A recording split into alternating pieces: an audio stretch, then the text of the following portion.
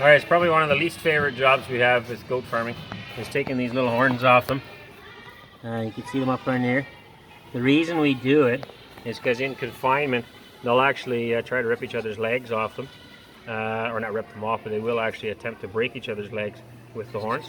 And they can just get to be a real rowdy and pain with them. And so anyway, we need to burn them off for that reason. If they're out on pasture, I probably wouldn't worry about it as much. The other problem we've had lots is that they get their heads stuck in a fence and then they can't back out. And that's one more reason why we like to take them off. Now it sounds more inhumane than it actually is. The kids, by the time it's done dehorning, they just don't like being confined. That's why they make quite a fuss about that. But once you have them dehorn and let them go, they don't notice any difference. So it always sounds worse, and it maybe looks worse than it is. Viewer discretion there, I guess. If you're not, some people wouldn't enjoy this or wouldn't appreciate it, I guess. So anyway, that's why we take them off. This particular kid here was born in Saskatchewan there when it was really cold, and the tips of his ears are actually frostbitten. And this one here is actually broke off, so we'll put some iodine on there as well. But the ends are just, they're actually dead. Get that there. And totally hard. Can't see that maybe, but. So anyway, that one just fell off of there. But that's why we're dehorning them. That's what we're doing. We do put iodine on. I used to use this purple stuff that I really like. It's kind of like an antiseptic after we dehorn. You can no longer get that product. So I do have some in storage still, but here on the farm they have some iodine, so we're using that. It works just as good. What we have is a dehorner. It's this unit, and it gets glowing hot. You can actually see it's red hot there.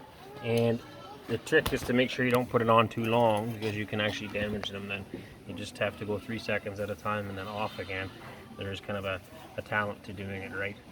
And then also we do give them an antibiotic shot. That's not a must, not a necessary. We do it basically just in case there is anything. We don't want them to get an infection or get hurt in any way, so we do give them just a slight shot of antibiotics to help out just in case there is any issues with the dehorning.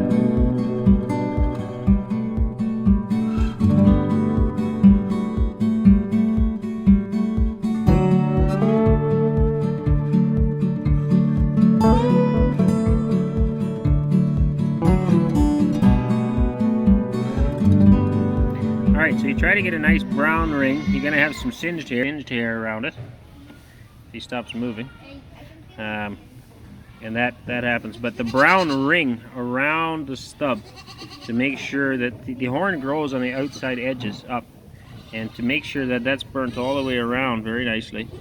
That way it doesn't start growing. If part of it still grows, that can actually be painful for the goat down the road, because then it's a real weak horn.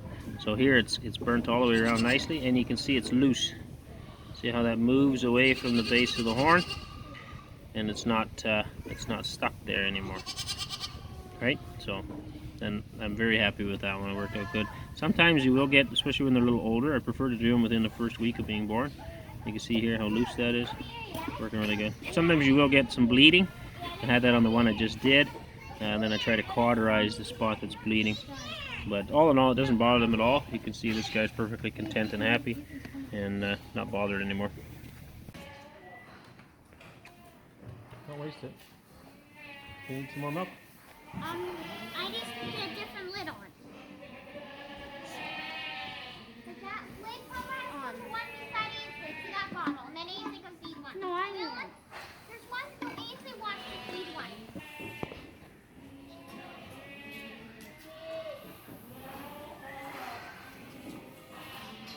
Nice movie. Are we done them after this? You're not done. Is this half? No, you have to drink the whole thing. You have to drink the whole thing. He's not drinking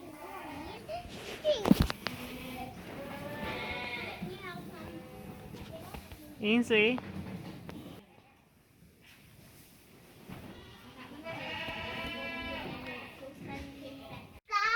Good morning, everybody. We are woken up this morning, and I mentioned to you a little bit about an unwanted intruder. Yesterday, we had a visitor.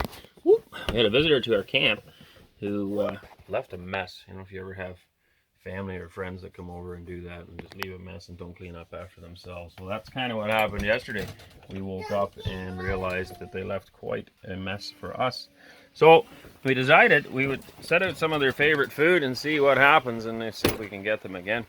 And this morning we caught one. Doesn't look overly happy. Doesn't look overly happy to be in there either. It's a long walk. I'm pretty sure that that is our cat.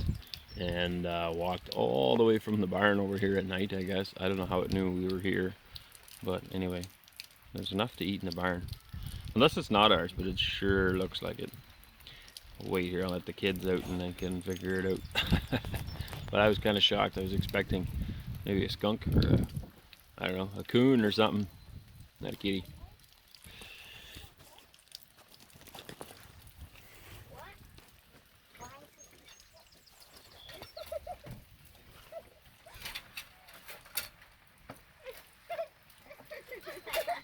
There's your visitor. Joy, what in the world are you doing in there? It is Joy, eh? Yeah. Sure looks like it, but she doesn't look very happy to be in there. What do you think, Jenny? There's our vicious visitor, eh? No skunk or coon there.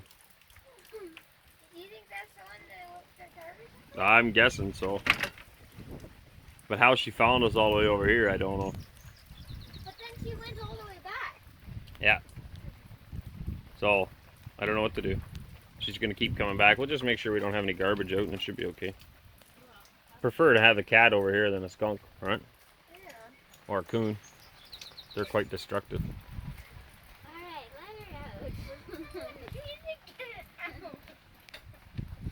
Poor kitty. Do you think she was in there all night? Yeah, see, sure that's Joy? Because she's not acting very friendly.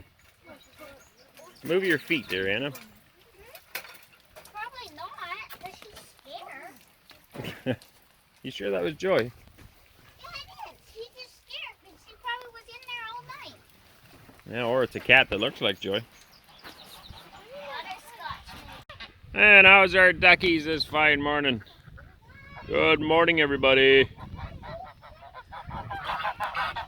Yeah, 1, 2, 3, 4, 5, 6. Yeah, they're all there. Perfect. We didn't lose any last night. I'm not worried about that. Once the coons figure out where they are. I've never seen any coons here, but I'm told that there's a lot of raccoons. When we brought our chickens, they were quite worried that the coons were going to get in there and get the chickens. So, I don't know. The electrified netting should help, though. Kind of keep them from getting too close when they get zapped, I guess. But they look pretty happy in there. And, quite fittingly, this is perfect weather for a duck. It's wet and raining.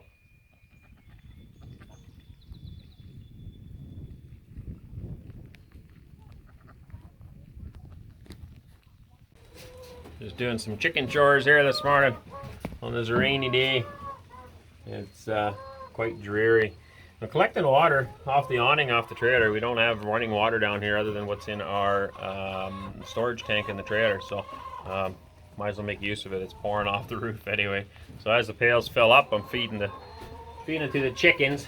And you can see up here, the lighting here is horrendous, but I've got these black pails and I fill them with water, and they're hooked up to water nipples inside the pens. You can see them right there. And that's where they drink from. So, like I said, I prefer to have them outside. I don't really care to have them locked up here. But at this point, it's the best solution until we think of something else. So, that's what I'm doing now. They got their food there. There was one egg that I collected. Oh, I put it in my pocket. That's right. So anyway, that's kind of the extent of our chores. Other than the ducks, I'll throw some grain down there for them to eat, and then that kind of cuts it. Try to make our way down here to the duggies and the geese. There you go, guys. There you go.